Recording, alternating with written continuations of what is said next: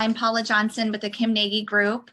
My clients have been asking a ton of questions lately regarding financing and getting pre-approved. So I thought I would bring in a professional to help me answer all of your questions. Today with me, I have Ruth Young, who is Vice President of Main Street Financial in Rochester. Good morning, Ruth. How are you? Good morning, Paula. I'm doing great. How are you? I'm wonderful. Thank you so much for taking the time to meet with me. Oh, my pleasure. Can't wait to educate our buyers. Yeah, so I'd say the number one thing right now, a lot of people who are asking me to show them properties, I have to ask them, are you pre-approved yet? And I feel like a lot of them are confused as to why they need to be pre-approved so soon. Can you elaborate on why it's so important to have that pre-approval letter? Well, until you get pre-approved, you're really going blind into the house hunting process.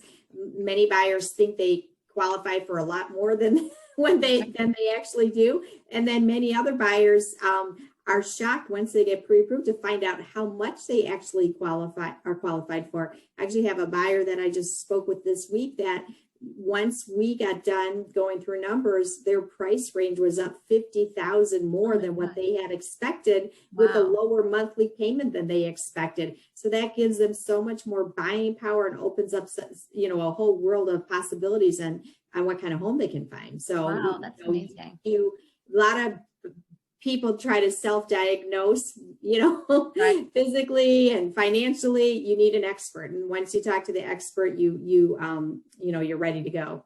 Right, and with COVID and the situation that we're under right now, I feel do buyers need that pre-approval in order to get access to a home?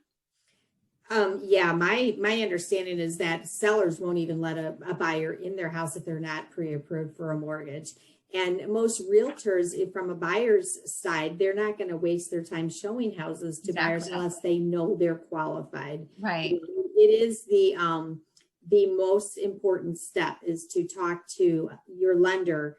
And what I do personally, once I've pre-approved a client, I team up with the agent and the buyer, and we work as a team hand in hand as they're house hunting, so that I can go through numbers and various scenarios with the buyer as they're looking at properties. Because most buyers have a range, they might have a $50,000 to $100,000 price range, that breaking it down from a payment perspective and a cash to close perspective really helps the buyer make an educated decision on what kind of property they want to purchase. Yeah, it's just nice to know where you stand, so there's no surprises along the way.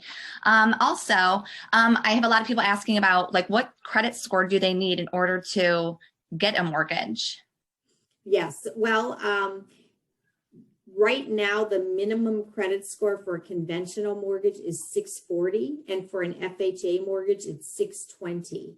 Now, those minimums have gone up over the last 6 months due to COVID, and things have tightened up a little bit in lending. But once we settle back down, I expect to see those numbers drop again. I mean, they're at a certain point, up until maybe 6 months ago, we could even do buyers with credit scores at 560 or 580 FHA. However, once again, your credit score is not something you want to self-diagnose. First of all, when you're looking at, if any consumer looking at their credit scores online, they're going to see consumer scores that are higher than what they'll actually run when you run a credit report for a mortgage. So, if your consumer report shows your credit score is 750, for example, or 700, when we run it for a mortgage, it might be 20, 30 points lower because they're calculated in a different fashion. Okay. One thing that we do is, one thing I personally do for all my buyers, let's say their credit scores don't meet the criteria for financing.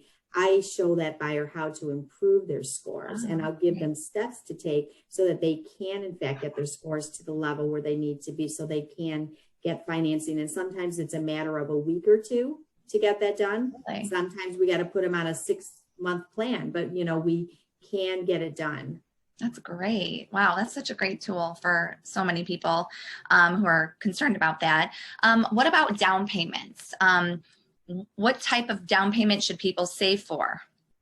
Well, really the minimum down would be 3% with a conventional mortgage. FHA is 3.5%.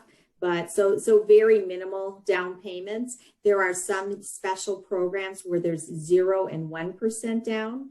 If you're in a certain professions, there's special programs out there. Most clients, though, they do have at least a 3% down payment, which is not much. So that's, again, another misconception a lot of buyers have, that they need so much money to buy a house.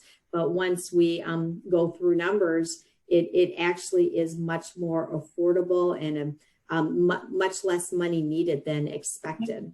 Yeah, because I have a lot of people saying I need 20% down. Is that correct? So that's not, you're saying no. No, 3% down. Okay. I just actually worked up a scenario for a buyer yesterday that's buying a $400,000 house. And I think his cash to close may have been 16 to 18,000 total. And that's counting his 3% down payment plus the taxes, the closing costs. So there's expenses over and above your down payment. But I mean, that's really a small amount of money to use for a $400,000 purchase. Plus, sometimes if they're shy a little bit funds, we can, work with lender credits or seller concessions, so there's numerous ways to be creative to get a buyer in a house. Which is why it's important to contact a lender, just so you can get, have an understanding of everything.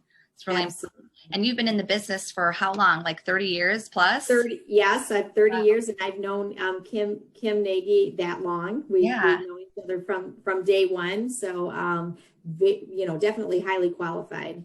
Yeah. And where are you located in Rochester?